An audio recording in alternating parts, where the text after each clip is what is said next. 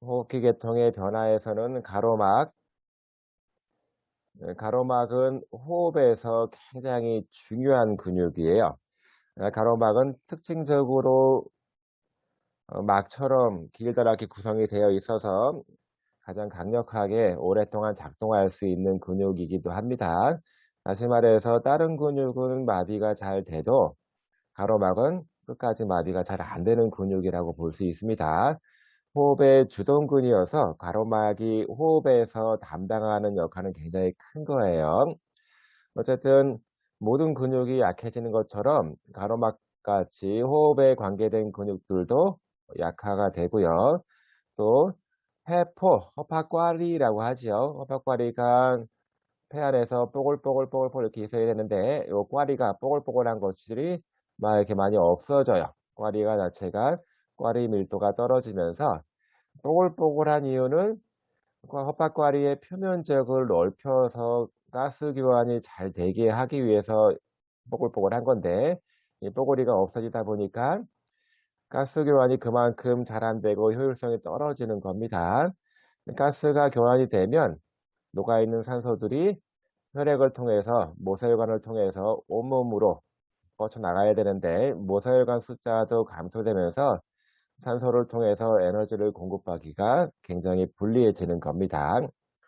그래서 호흡이 잘 안 되다 보니까 흡입이 되는 몸으로 들어오는 공기가 적어지고 또는 그 때문에 산소도 적어지게 됩니다.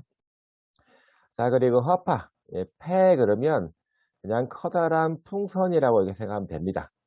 여러분들이 풍선을 오랫동안 두고 있으면 풍선은 고무잖아요, 고무. 늘어나고 줄어들고 가는 고무인데 풍선을 불지 않고 오랫동안 두게 되면 마찬가지로 풍선이 딱딱해지고 잘 안 부러지죠. 허파도 마찬가지로 나이가 들면서 잘 늘어나지 않는 그 탄성이 감소되는 그런 일이 발생하고요. 그렇기 때문에 들어오고 나가는 그 호흡량이 줄어들 수밖에 없습니다. 또 숨을 쉬는 비율, 1분에 몇 번 숨을 들이마시고 내쉬는지 호흡률도 호흡률이 증가되고 다시 말해서 호흡이 많이 안 들어오다 보니까 숨을 자주 쉬어야 된다는 뜻이에요. 그 얘기는 똑같은 양을 들여도 젊은 사람들에 비해서 똑같은 호흡량에도 불구하고 숨을 더 많이 들이쉬고 내셔야 된다는 뜻입니다. 그만큼 에너지를 더 많이 소모하는 거예요. 가스 교환도 감소된다라고 하는 여러 가지 특징적인 안 좋은 것들이 많이 생깁니다. 자, 요 그림은 굉장히 중요하게 바라봐야 됩니다. 여러분들이 숨을 들이마시고 내쉬고 들이마시고 내쉬고 하는 평상시에 숨 쉬는 그 양, 이거를 우리는 1회 호흡량에서 타이달 볼륨이라고 합니다. 타이달 볼륨. 평상시에는 숨을 깊게 들이마시거나 깊게 내쉬지 않아도 1회 호흡량만 가지고도 호흡할 수 있는데 그러다가 숨을 깊게 들이마셨어요. 이만큼이 올라갔어요. 이만큼에 해당되는 양은 들이마실 수는 있지만 평상시에는 들이마시지 않고 있는 거지요. 자, 그래서 예비 흡기량 또는 예비 들숨량, 예비로 들이마시는 양이라고 하는 뜻이고 또 많이 들이마신다면 더 많이 내쉴 수도 있죠. 이만큼 훅 내쉴 수 있습니다. 그래서 이만큼을 평상시에는 내쉬고 있지는 않지만 더 많이 내쉴 수 있는 예비 호기량 또는 예비 날숨량 요렇게 얘기를 합니다. 우리가 폐활량이라고 하는 거는 이만큼 정도 되는 볼륨을 얘기해요. 다시 말해서 1회 호흡량과 예비 흡기량, 예비 들숨량, 그리고 예비 호기량, 예비 날숨량 요거 세 개를 더한 값이 폐활량이라고 합니다. 폐활량. 바이탈 커퍼시티라고 이렇게 얘기해요. 약자로 VC라고 많이 하는데 폐활량은 넓은 게 좋은 거죠. 자, 그런데 전체 폐가 숨을 들이마 머금을 수 있는 양이 이만큼이라고 하면 이만큼 중에서 이만큼이 폐활량이 되는 겁니다. 그리고 나머지 이만큼은 여기 보면 잔기량이라고 되어 있어요. RV라고. RV는 레지듀얼 볼륨이라고 합니다. 잔기량. 자, 이 얘기는 폐활량이 아닌 나머지 부분이기 때문에 숨이 들어가고 내쉬고 하는 그런 양이 아닌 거죠. 나이 들어도 전체 총 폐활량, total lung capacity, 이거 양은 변하지가 않습니다. 이거의 양을 전체적으로 보니까 VC 더하기 RV가 되는 거지요. 폐활량과 RV가 합치게 되면 TLC가 되는 건데, 나이를 들면서 폐활량은 당연히 줄어드는 거지요. 그러면 동시에 RV, 장기량은 늘어나는 겁니다. 자, 그런데 장기량이 늘수록 폐활량은 줄 수밖에 없는 거잖아요. 그러면 장기량이 없으면 어떻게 될까요?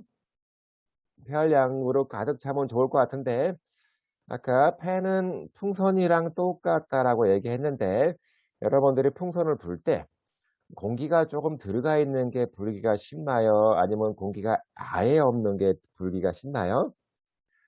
처음에 풍선 불 때 굉장히 빡빡한 걸 느낄 수 있을 거예요. 오히려 공기가 조금 들어가 있는 게 불기가 수월할 때가 많습니다.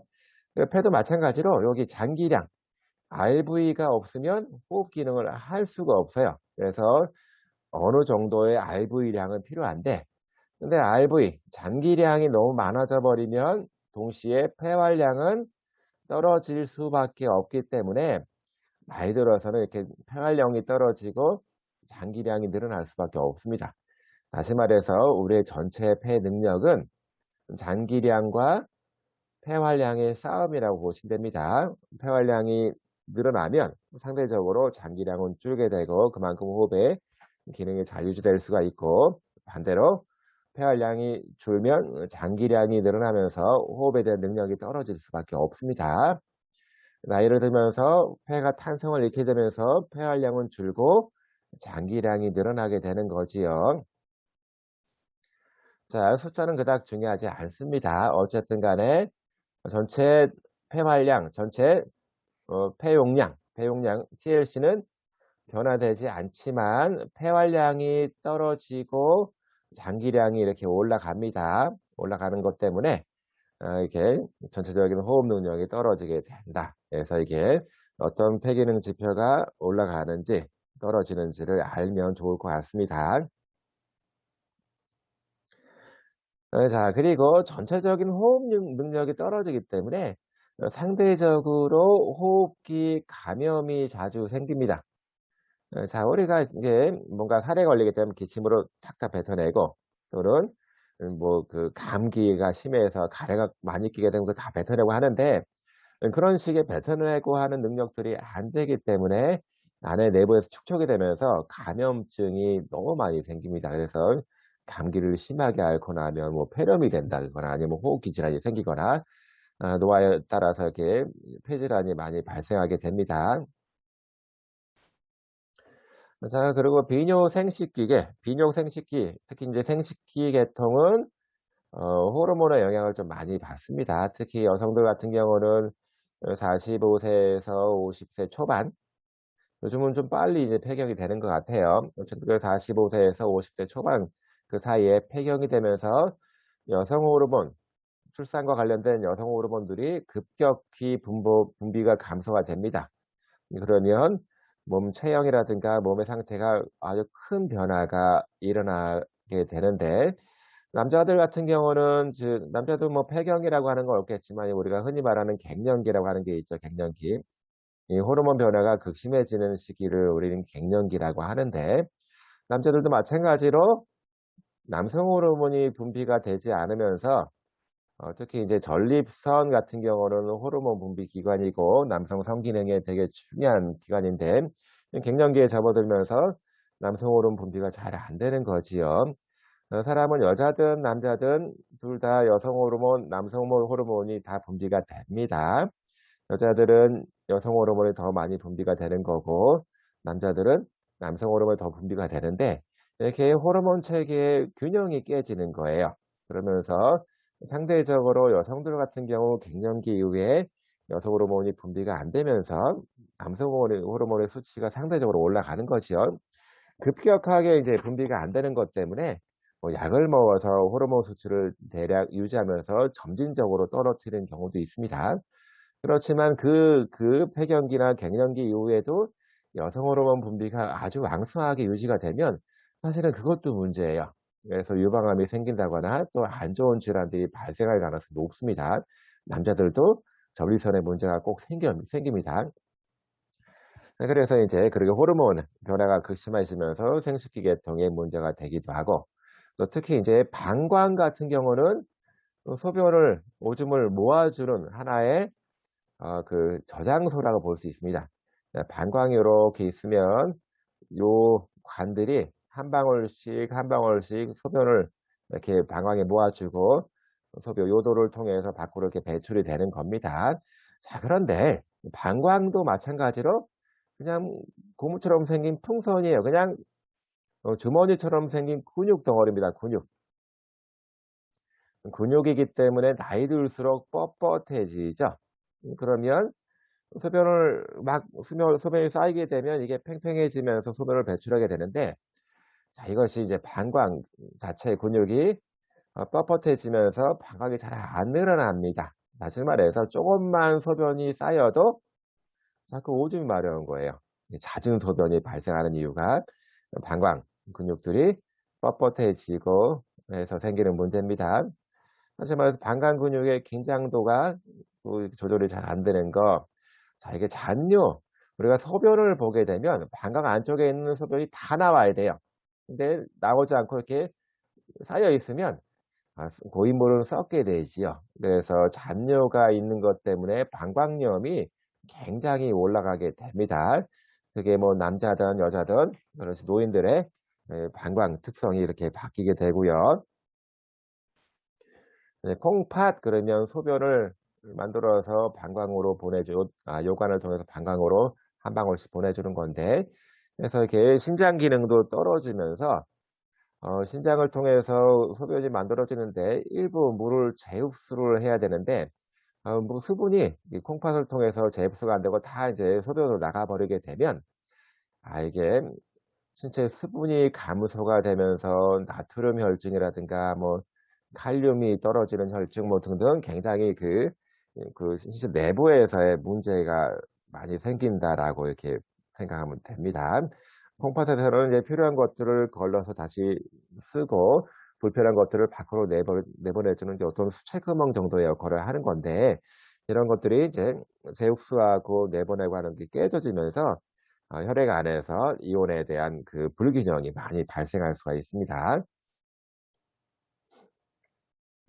그래서 여성 생식기 계통 같은 경우는 뭐 프로게스테론, 출산과 관련된 거, 또는 에스트로겐, 여성 호르몬 등등이 분비가 감소되기도 하고, 뭐 생식기관은 위축이 됩니다. 자, 남성 생식기관 해서 여기 테스토스테론, 남성 호르몬 분비가 이제 떨어지기 시작하는 거고, 전립선 비대, 자, 방광이 이렇게 있고 요도가 이렇게 있으면 소변을 딱 배출해야 되는데 전립선이 다 여기 있어요. 여기 있습니다. 방광 바로 앞에 요도 주변에 있습니다. 전립선이 비대가 되면 요도를 압박하는 거예요. 그러니까 소변이 잘 안 나오는 거죠. TV 광고를 보게 되면 전립선 치료제를 광고하면서 보게 되면 오줌을 시원하게 보지 못하고 오줌발이 좀 얇아지거나 자주 끊기고 그런 식의 광고 내용을 본 적이 있을 거예요. 어쨌든 전립선 비대, 호르몬 변화와 더불어서 성기능이 떨어지는 그 시기에 전립선 비대가 굉장히 많아집니다.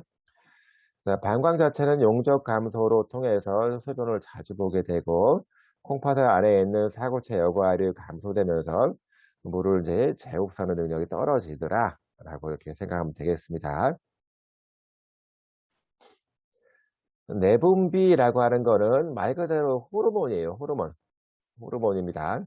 호르몬 관련된 것들을 전부 다 내분비라고 합니다. 호르몬이라고 하는 것들의 역할은 우리 몸이 잘 작동할 수 있도록 일단 하나의 뭐 신호체계처럼 이렇게 전달을 해서 기관이 움직이도록 명령을 주는 것들인데, 여성들 같은 경우는 폐경기 이후에 급격히 여성 호르몬, 특히 에스트로겐 같은 여성 호르몬이 분비가 급격히 감소하면서 여러 가지 증상들이 발현이 됩니다. 뭐 특히 이제 갱년기 같은 경우가 같이 겹치게 되면 호르몬 분비가 안 되기 때문에 뭐 얼굴에 화끈거리거나 몸이 급격히 다운되거나 정신적인 상태도 많이 변하게 되고 하게 되는데, 어쨌든 이제 여성 호르몬을 통해서 신체가 보호받았던 것들이 굉장히 많았습니다만, 폐경기 이후에 분비가 안 되면서 호르몬의 조화가 깨지는 겁니다.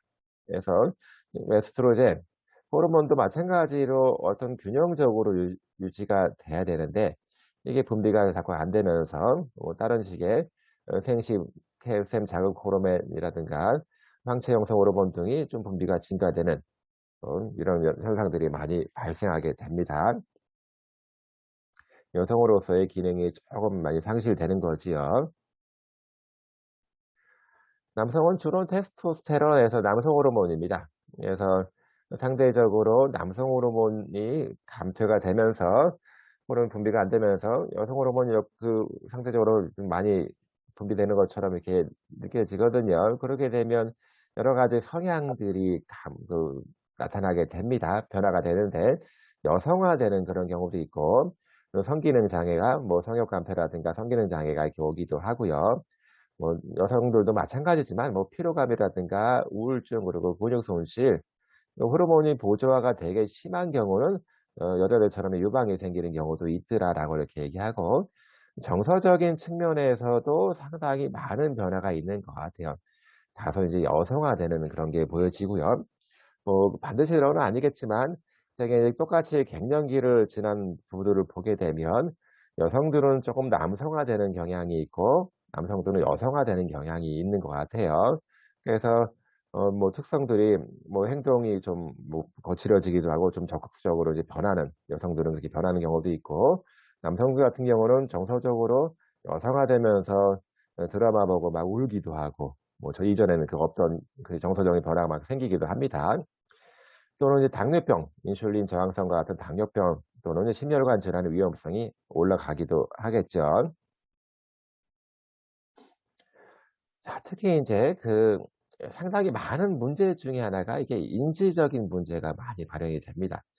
나이 들어서 이제 뭐 기억력, 뭐 여러분들도 뭐 기억력 가끔 깜빡깜빡하기도 하고 건망증도 심해지기도 하는데, 그런 거랑 차원이 다르게 인지 기능이 뚝뚝뚝 떨어집니다. 그래서 어떻게 보면 이제 올바른 사고, 뭐 전체적인 포괄적인 관점에서의 소통적인 사고가 잘 안 되는 경우도 있어요. 그리고 특히 이분들이 일단은 나이를 먹으면서 경험을 많이 했기 때문에 본인의 경험과 본인의 지식을 굉장히 과시하고 과장되게 생각하는 경향이 있습니다. 그래서 다른 사람, 특히 이제 젊은 사람들이 생각이 틀리다라고 이렇게 보는 경향이 굉장히 많아집니다. 그래서 얘기를 하다 보면 말이 잘 안 통하죠. 그러면서 이 노인들은 젊은 사람들이 뭐 잘 모르고 경험이 없기 때문에 저렇게 생각한다라고 할 거고, 젊은 사람들이 볼 때는 소통이 안 되는 거지요. 소통이 안 되고 시대가 변하는데 거기에 아주 적응을 못하는 그런 사람 정도로 치부해서 서로 이제 잘 안 되는 경우가 많습니다. 그리고 여러 가지 문제 해결 능력에서 상당히 지금 어려움을 호소하는 경우가 많이 있습니다. 예를 들어서 이전에서는 별 문제가 없는데 지금 세상은 굉장히 많이 바뀌잖아요. 특히 맥도날드라든가 뭐 카페 가면 요즘에는 사람이 주문을 받는 게 아니라 기계적인 장치, 뭐 키오스크 통해서 받아야 되는데 그거 사용하기 너무 힘든 거예요. 뭐 안 해본 거기 때문에. 또 설명을 들어도 잘 모르는 경우가 되게 많습니다. 이 여러 가지 이제 정서적인 것도 그렇겠지만 인지적인 측면에서도 따라가기가 복잡해 너무 빨리 변하고 있기 때문에 지금 이 비대면 상황에서 이거를 잘 따라할 수 있는 노인들은 그닥 많지 않을 거예요. 또 기억. 뭐 인지 기능은 뭐 생각하는 거, 기억 또는 의사소통, 인식에서 등 여러 가지 문제에서 다 포괄적인 능력들을 우리는 인지라고 이렇게 얘기하는데, 대표적으로 인지 기능이 떨어지는 병이 치매입니다. 치매. 여러분 다 들어봤을 거예요. 치매. 지금 우리나라의 치매에 굉장히 중요한 이슈입니다. 왜 그러냐면 노인 인구가 너무 늘어나다 보니까 치매 환자분들도 덩달아 늘어나는 겁니다. 근데 이거를 가족들이 감당하기가 좀 어려운 측면들이 있어서 국가에서 상당히 많이 지원을 해 주고 국가에서 관리하려고 노력을 하는데, 관리의 한계 정도 많이 노출이 되기도 하고 뭐 많은 시행착오를 겪으면서 더 좋은 시스템으로 가고 있긴 하지만 이게 참 나중에 큰 사회적인 문제가 될 거라고 보여지고요. 또 다른 증상 중에 하나는 또 선망이에요, 선망. 굉장히 불안하고 좌절하고 우울하고 또는 이상 행동들을 많이 보여지는 경우가 있는데 치매 환자분들이 치매 증상, 인지 장애와 더불어서 선망 증상도 많이 가지고 있습니다. 자, 특히 여러분들도 뭐 기억력이 좋은 사람들도 있고 안 좋은 사람들도 있을 텐데 기억력 그러면 단기 기억과 장기 기억이 있어요. 어떤 게 더 많이 까먹을 것 같아요? 여러분들 경험을 생각해 보면 됩니다. 단기 기억력은 금방금방 본 것을 기억하는 거, 장기 기억력은 옛날 거, 오래된 거, 어릴 때 거. 자, 이상하게 단기 기억이 금방 더 까먹어져요. 단기 기억 능력이 현저하게 떨어집니다. 야, 이게 왜 중요하냐면요. 여러분들이 뭘 배우려고 그러면 단기 기억이 되게 좋아야 돼요. 방금 전에 본 거를 기억을 못하면 뭐 다른 거를 두 번째 단계, 세 번째 단계를 배울 수가 없는 겁니다. 그래서 이분들이 참 희한하게도 너무 단기 기억이 떨어지는데 장기 기억력은 엄청나게 오래 남아 있어요. 예를 들어서 치매 환자분들을 보세요. 장기 기억이 단기 기억 먼저 치매 환자분들은 잊어버립니다. 그래서 이런 경우 있죠. 아들을 보고 남편이라고 부르는 사람들 되게 많잖아요. 자, 아들이 먼저예요? 남편이 먼저예요? 남편이 더 먼저죠. 더 오랜 거죠. 그래서 남편은 기억해도 아들 얼굴을 까먹는 경우도 있습니다. 이거는 뭐 극단적인 얘기를 하지만 어쨌든 간에 단기 기억이 두드러지게 떨어질 수 있다. 그리고 장기 기억은 웬만하면 살아있는데 치매 환자분들이 좀 우리나라 말은 까먹어도 옛날에는 일제 강점기 때는 일본어를 쓰고 그랬잖아요. 일본어를 잘하는 그런 환자분들도 있어요. 희한하죠.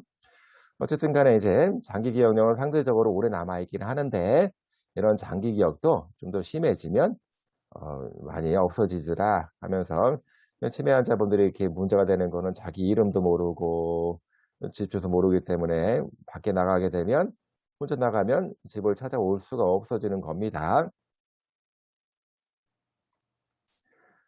그래서 여러분들의 지능은 지금 최상인 거죠, 최상. 그래서 뭐 잘 유지가 되다가 조금씩 조금씩 떨어지기 시작합니다. 물론 다 그런 건 아니지만 이거 대부분 보편적으로 좀 떨어지기도 하고 진압력 그러면 오리엔테이션이라고 그래요. 오리엔테이션 여기에는 세 가지가 있습니다. 시간, 타임, 장소, 플레이스, 사람 이제 펄슨이 되는 거죠. 다시 말해서 시간을 알아볼 수 있는지, 장소를 아는지, 여기가 어딘지 아는 거, 그리고 가족이랑 친구를 알아볼 수 있는지 이런 것들이 진압력이라고 하는데 되게 이제 치매 초기에는 시간에 대한 개념이 조금씩 없어집니다. 근데 사실 여러분들도 가끔 물어보면 오늘 며칠이에요 물어보면 잘 기억이 안 나죠.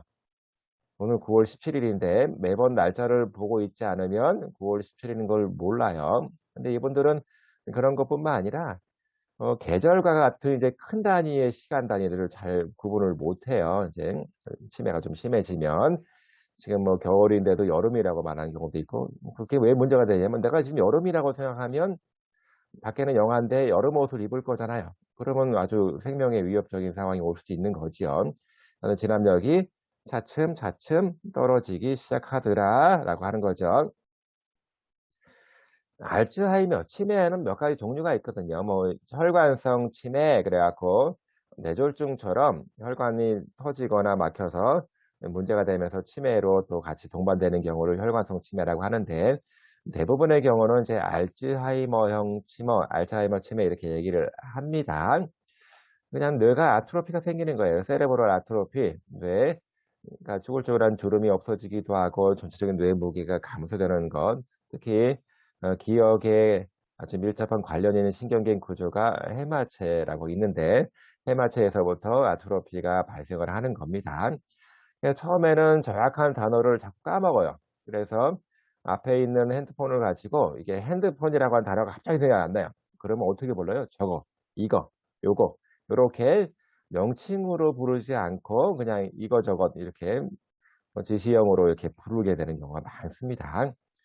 여러분들도 가끔, 우리도 가끔 그런 경우가 있겠지만 이분들은 굉장히 그게 일상적인 게 되는 겁니다. 나중에는 말에 대한 것들이 무슨 말을 하는지도 모르겠고 또 말을 듣고 정확히 그 의미를 파악하지 못하는 그리고 뭐 전혀 뭐 말도 안 되는 말들을 계속 주저리 얘기하고 있는 경우가 많이 생깁니다. 이런 언어적인 거는 사실은 뇌졸중처럼 중추신경계가 손상을 받게 되면 언어 중추가 망가지면 나올 수 있는 증상 중에 하나예요. 그래서 혈관성 치매 같은 경우는 어디 부분에 혈관성 문제가 있었는지가 언어 장애를 의 특성을 또 결정하게 되는 거지요. 또 행위상실증, 이건 에프락시아라고 합니다. 뇌졸중 증상 중에 하나인데 치매라고 하는 게 전체적으로 뇌가 아트로피가 오는 건데 마찬가지로 이와 관계된 부분의 신경계 구조가 아트로피가 생기면 에이프락시아라고 합니다. 이거는 인지적인 거라든가 정신적인 거랑 또 다른 문제일 수가 있어요. 뭐 여러분들은 예를 들어서 양치질을 어떻게 해요? 물어보면 말로서 대답할 수 있지요. 이분들도 말로 잘 대답을 해요. 그래서 치약을 쭉 짜고 칫솔을 준비하고 치약을 쭉 짜고 옆으로 해서 아래 위로 흔들어 주면서 거품이 생기면 입을 헹구고 해서 양치질을 합니다. 라고 말할 수 있는데 실제로 그 칫솔과 치약을 주면 그리고 양치질을 해보세요 하면 못해요. 운동 프로그램을 만들어서 이 운동 행동을 못하는 거로 우리는 행위상실증이라고 합니다. 이게 참 어려운 거죠. 뭐 ADL에 심각한 장애가 올 수 있는 거고, 인식불능증이라고 하는 거는 뭐 전체적인 사물에 대한 인식을 잘 못하는 겁니다. 뭐 예를 들어서 우리는 어, 열쇠를 쥐고 있으면 그냥 눈으로 보지 않아도 손에 쥐고 있으면 열쇠네 알 수 있잖아요. 이런 감각이 들어와도 이분들은 이제 그게 열쇠인지 동전인지 100원짜리 동전인지 연필인지 분필인지 알 수가 없는 거예요. 그런 경우를 인식불능 장애라고 하고 신경계 구조 손상과 아트로피와도 관계가 있는 겁니다. 또 시공간 기능. 이상하게 사람들 중에서 공간 지각력이 많이 떨어진 사람들이 있죠. 길치들. 길을 잘 못 찾아가고. 근데 이분들은 조금 더 그런 게 더 심해져서 우리는 길치들은 길을 잘 못 찾고 자주 길 잃어버리는 사람 길치라고 하는데 그런 차원이 아니라 항상 다니던 익숙한 공간에 대한 거를 못 찾는 거예요. 우리가 아무리 길치라고 하더라도 집에 화장실이 어디 있는지 그거 못 찾는 경우는 없잖아요. 근데 그런 익숙한 공간에서조차도 그 공간에 대한 걸 인식을 잘 안 되는 경우 그래서 뭐 집 밖에만 나가도 바로 길을 잃어버리는 겁니다. 집을 못 찾아오는 거예요. 치매 환자분들 특징 중에 하나. 그래서 시공간 기능이 떨어지기도 하고 또 이마엽 그러면 뇌에서 이렇게 중심고랑이 있고 여기를 이마엽이라고 하는데 여기 이쪽에 보면 운동 중추가 있습니다. 운동 중추가 있고 또 이마엽 맨 앞쪽에 이런 정도 부분을 우리는 앞 이마엽 또는 영역 이렇게 얘기하면서 고도의 인지 기능을 담당한다라고 합니다. 마찬가지로 여기가 문제가 생기면 고도의 인지 기능, 이해력, 판단력, 계산 능력, 장기 기억 뭐 그런 것들이 다 손상을 받게 되는 겁니다. 또는 우리가 움직일 때 그냥 아무 생각 없이 틱 움직이는 것이 아니라 행동에 대한 목표를 설정하고 모티브를 찾아내고 해서 움직임이 일어나는 거잖아요. 자, 다시 말해서 움직임이 있기 전에 그런 식의 사고 능력이 좀 필요한 건데 이쪽이 망가지게 되면 그런 식의 사고 능력이 안 되면서 행동 양상이 이상해지는 거예요.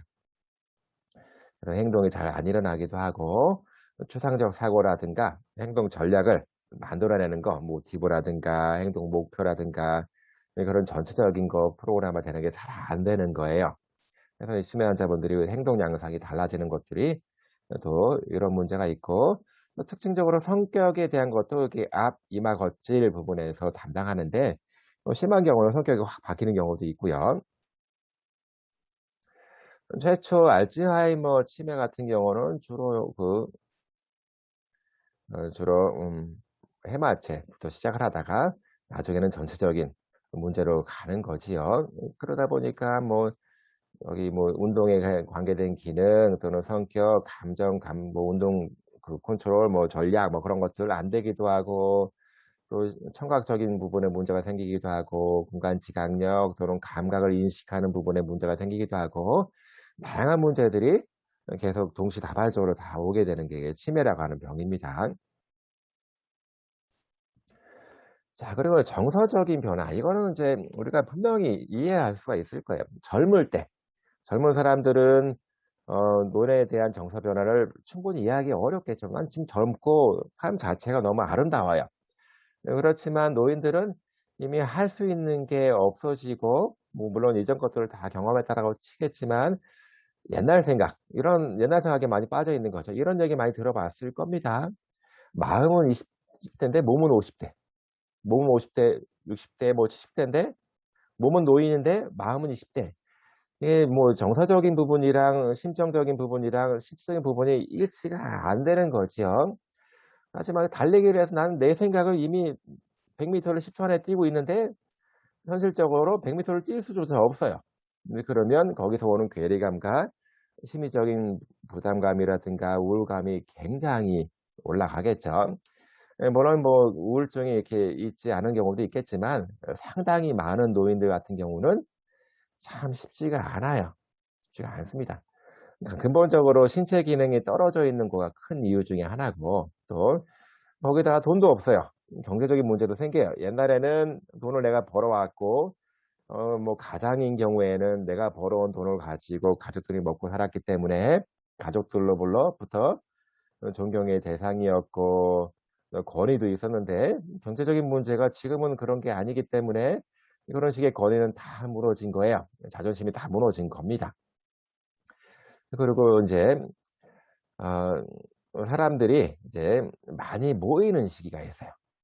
20대 때는 친구들 결혼식, 그리고 또는 뭐 애들 돌잔치에서 많이 모이기도 하고, 30대, 40대로 갈수록 부모님 장례식장에서 이렇게 많이 모이기도 하고요. 50대가 되면서 이제 이따금씩 친하게 지내던 친구가 죽기도 하고, 뭐 60, 70대, 뭐 80대까지는 뭐 그런 경우는 흔하겠죠. 가장 문제가 되는 건 이제 배우자 사망이에요. 예, 항상 같이 지내던 배우자가 사망하는 게 엄청나게 그 심리적으로 받아들이기가 힘듭니다. 그래서 뭐 그런 영화도 많이 나왔었죠. 이런 것들 때문에 우울감이 없을 수가 없어요. 그러다 보니까 또 이제 독거노인들, 따로 사는 사람들, 특히 이제 가족으로부터, 사회로부터 이제 뭐 소외당했다 이런 느낌이 있으면 당연히 우울증으로 빠질 수밖에 없습니다. 흥미로운 게 없어요. 소소하지만 확실한 행복이 없는 거예요. 그런 것들이 많은 사람들이 행복한 겁니다.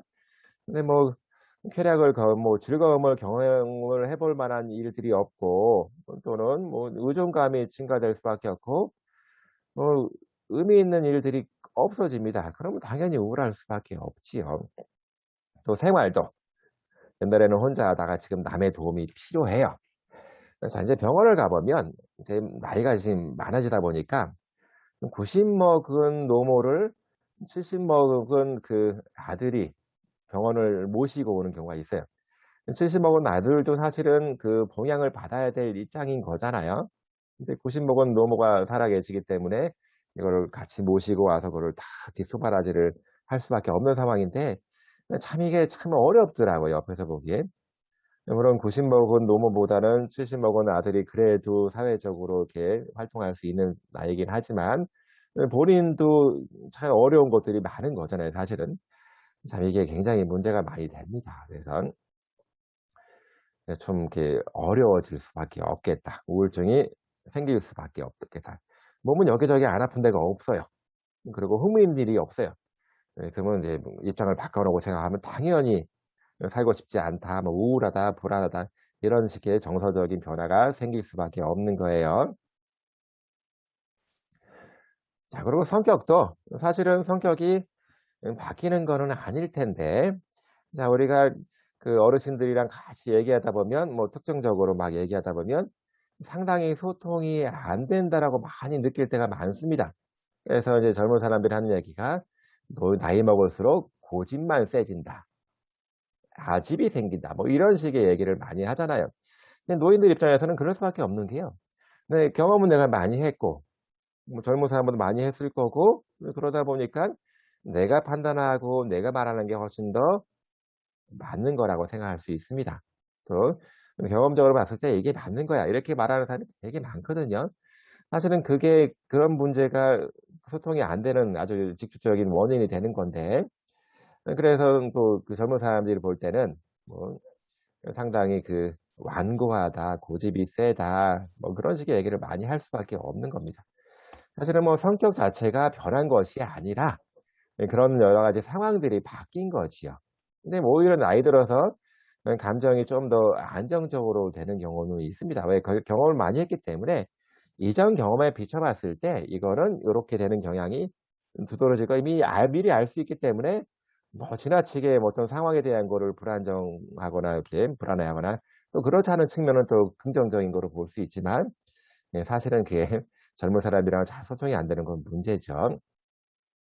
그리고 의존감이 생길 수밖에 없죠. 신체적으로 내 적극적으로 활동할 수가 없기 때문에 수동적인 경향을 많이 띌 수밖에 없는 거지요. 그리고 젊은 사람들이 볼 때는 또 뭐 고집이 세서 뭐 어떤 문제에 대한 해결 방법을 본인이 생각한 대로만 하더라. 이게 바로 고집이다. 이렇게 얘기하는 거잖아요, 이게. 그리고 새로운 환경에 적응하기 힘들어요. 키오스크 배우는 거 너무 힘들었어요. 딱딱하다 보니까 뭐 금방 알겠는데, 지금은 어르신들이 굉장히 힘들어하는 것 중에 하나가, 뭐 우리는 뭐 명절날 어디 뭐 차편을 예약하려고 그러면 그냥 인터넷으로 뚝뚝 치면 끝나는 거잖아요. 근데 그분들은 그거를 못 해요. 자기도 고향을 가고 싶고 이제 시골을 가고 싶은데 이미 그 역에 가서 기차표를 예매하려다 보니까 매진이래요. 너무 어려운 거예요. 항상 그런 식의 혜택을 못 받고 있는 거예요. 왜? 하기가 어려우니까.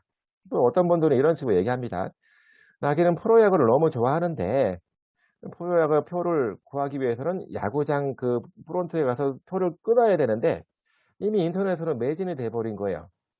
그러면 그분들은 야구를 볼 수가 없습니다. 표를 구할 수가 없기 때문에.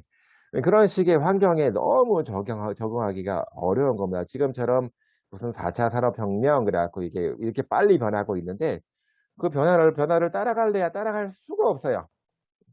그런 거를 잘 모르기 때문에 그렇죠. 사회적인 활동, 관계에서 할 수 있는 게 이제 없어지는 거예요. 은퇴한 다음에 다시 일을 할 수 있는 것도 아니고 경제적인 여건을 만들 수 있는 것도 아닙니다. 역할 상실 할 수 있는 일이 없다라고 하는 거는 굉장히 심리적인 상실감을 가져옵니다. 그래서 나이 들어서 은퇴한 다음에 더 많이 빨리 늙거나 더 많이 힘들어지는 경우는 자기 할 일이 없는 사람들한테 더 많이 와요.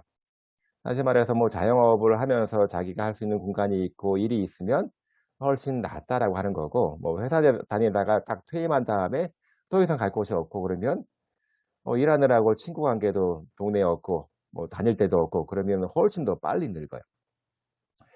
직장 퇴직이라고 하는 게 굉장히 큰일입니다. 지금 우리나라에서는 60세인 거죠, 60세. 자, 이거는 할 일이 없어진다라고 하는 것도 되고, 또 경제적인 활동을 못 한다는 의미도 되는 거고, 또 직장에 나가게 되면 여러 사람들과 상호작용하면서 대인관계가 형성이 되는데, 그런 게 없어진다라고 하는 얘기죠. 그리고 여자들도 그렇지만 특히 남자들 같은 경우는 사회적인 신분과 지위를 가지고 내가 얘기가 되는 겁니다. 예를 들어서 어느 회사의 사장이에요, 사장. 그러면 사장님하고 비서들이 일하면서 내가 아무것도 안 합니다. 예를 들어서 전화도 내가 안 받아요. 비서가 연결해 주기도 하고, 뭐 필요하면 직원 시켜서 이렇게 얘기를 하게 되는데, 일단 그 지위를 딱 내려놓고 퇴직을 한 다음에는 모든 거를 다 내가 해야 되는데, 심지어는 은행을 갈지도 모르는 사람들도 있어요. 높은 직위에 있던 사람들이 항상 그런 잔심부름을 딴 사람들이 해왔기 때문에 본인이 할 줄 아는 게 되게 없는 경우도 많습니다. 굉장히 큰 상실감이고 또 뭐 경제적인 문제가 생겨서 빈곤해지면 더더욱 큰 문제가 되겠죠. 자, 그리고 이전에는 어른의 역할이 컸습니다. 경험이 많았기 때문에 그 경험을 바탕으로 알려줄 수 있는 게 많았는데 지금은 그런 경험이 사실은 필요가 없는 경우도 많아요. 이 농업 사회에서는 어르신이 굉장히 중요했는데 지금은 그런 사회가 아니잖아요. 산업 사회가 되고 노인들은 오히려 그 산업화에 따라가지 못하고 적응하지 못하는 하나의 존재로 치부되기가 쉬워지는 겁니다. 할 수 있는 게 점점점 더 없어지는 거지요.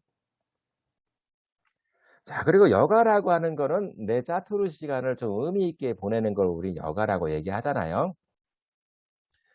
자, 근데 우리가 정말 그 여가라고 할 수 있는 거를 젊은 사람들도 못 하는데 나이 들어서는 더더욱 힘들어지는 거예요.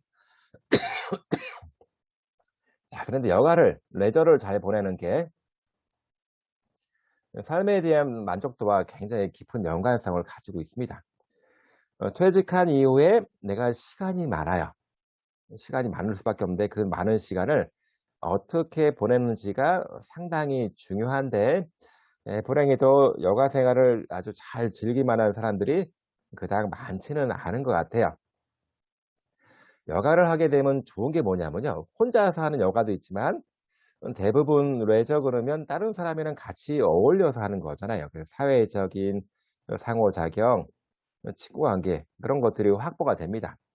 특히 어떤 경우는 종교 활동에 아주 심취하게 되는 그 여가를 종교 활동을 하는 경우도 있잖아요. 그래서 뭐 절에 가기도 하고 특히 이제 교회 가게 되면 교회는 특별한 직분을 주죠. 뭐 집사, 권사, 뭐 장로 이런 직분을 주게 되고 그 직위를 보장받는 거예요.